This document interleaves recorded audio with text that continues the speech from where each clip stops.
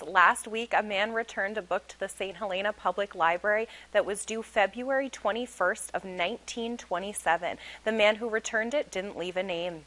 I'm afraid to touch it, but I can show it to you. Let's see. Oops, it's falling apart, so it doesn't have a spine anymore. This library book is in bad shape, but can you blame it?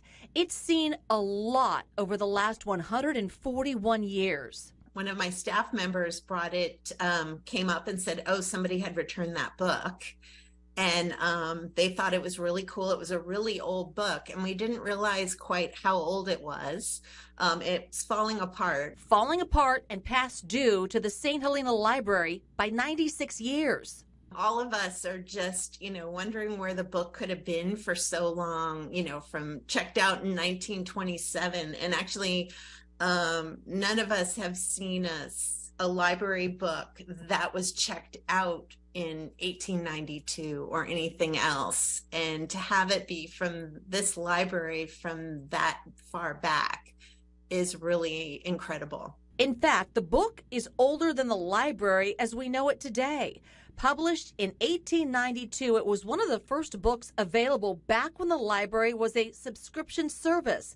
Think of it like the Netflix of its day, 25 cents a month to check out books. Had someone wanted to browse its pages, they would have done that here.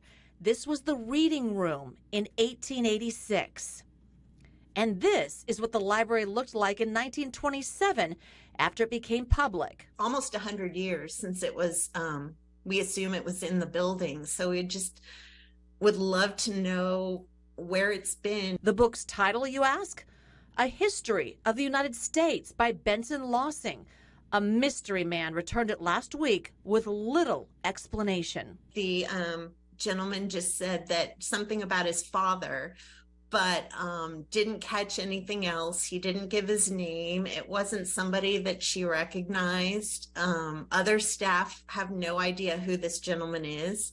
So we'd love to find out more about the story. The library hopes to add its own chapter to the story of this long missing book.